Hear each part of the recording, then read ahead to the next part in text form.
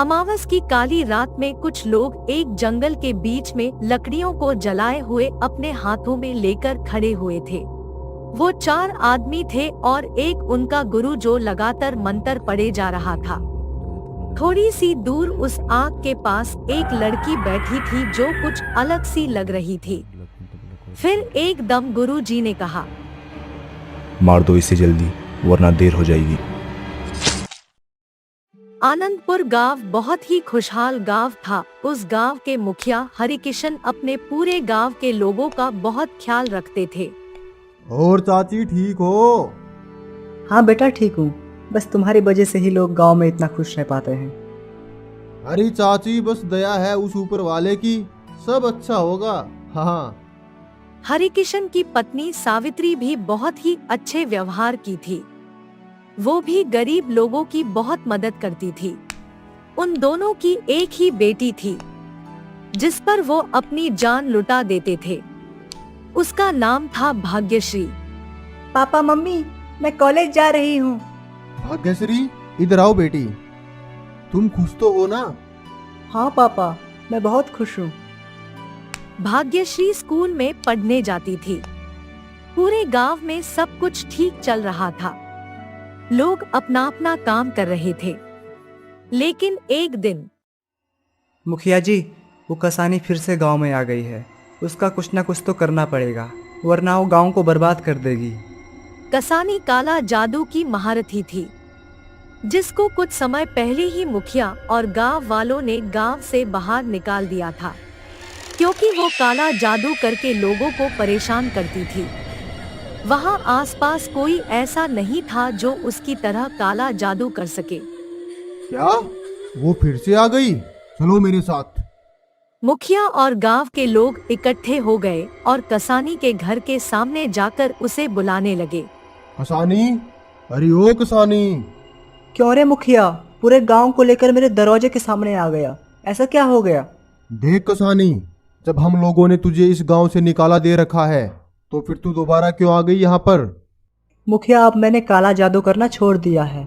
मैं बस इस गांव में शांति से रहना चाहती हूँ। नहीं मालिक, इस पे भरोसा मत कीजिए। अगर ये इस गांव में रही तो इस गांव का विनाश निश्चित है।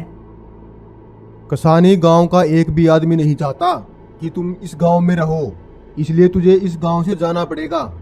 या तो तू प्यार से चली जा, वरना हमें फिर कुछ और करना पड़ेगा। मुखिया, तुम ये गलत कर रहे हो, इसका अंजाम बहुत बुरा होगा। यह कहकर कसानी गांव छोड़ देती है। 2 दिन बाद गांव के बाहर एक आदमी मरा हुआ पड़ा था। सारे गांव के लोग वहां इकट्ठे हो गए और मुखिया भी वहां आ गया। मालिक, ये काम जरूर उस कसानी ने किया होगा। कसानी, अब फिर गांव में वही मौतों का सिलसिला चलेगा। उसी रात को मुखिया अपने घर में सो रहा था।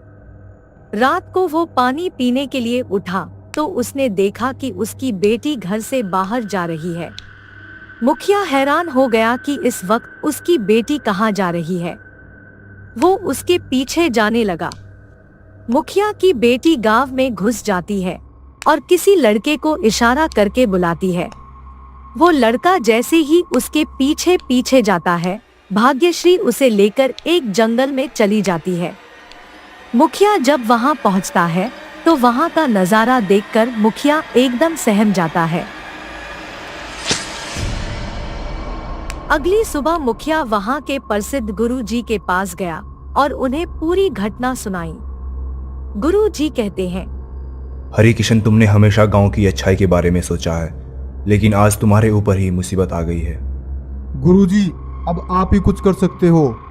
कसानी की आत्मा तुम्हारी बेटी के अंदर घुस गई है और अब ऐसा कोई नहीं है जो उस आत्मा को बाहर निकाल सके। कसानी, ये आप क्या कह रहे हो गुरुजी? कसानी तो जिंदा है। नहीं, उसने खुद को मारकर तुम्हारी बेटी के अंदर अपनी आत्मा को डाल दिया है। गुरुजी, अब क्या होगा? मेरी बेटी को कुछ हो गया तो हम तो जीते जी मर जाएंगे। हरिकिशन, अगर तुम अपनी बेटी को बचाना चाहते हो तो तुम्हारी बेटी बच जाएगी, लेकिन हमेशा किसी न किसी की मौत होती रहेगी। इसका केवल एक उपाय है, हमें तुम्हारी बेटी को तंत्र मंत्र से काबू करके उसकी बलि देनी होगी। गुरुजी, मैं अपनी बेटी को मारने की अनुमति कैसे दे सकता हूँ? हरि किशन जी, अपने लिए तो सब जीते हैं, लेकिन बहुत कम लोग होते हैं जो दूसरों के लिए जीते हैं। और ये गांव भी तो तुम्हारा है।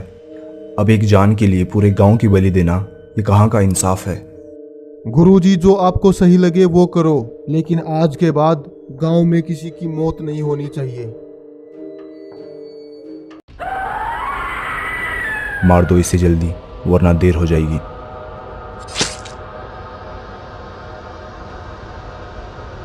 मुखिया द्वारा लिए गए निर्णय को जानकर गांव वाले उनके घर आ गए और रोने लगे और गांव के एक व्यक्ति ने अपनी बेटी मुखिया को अपनी बेटी गोद दे देता है।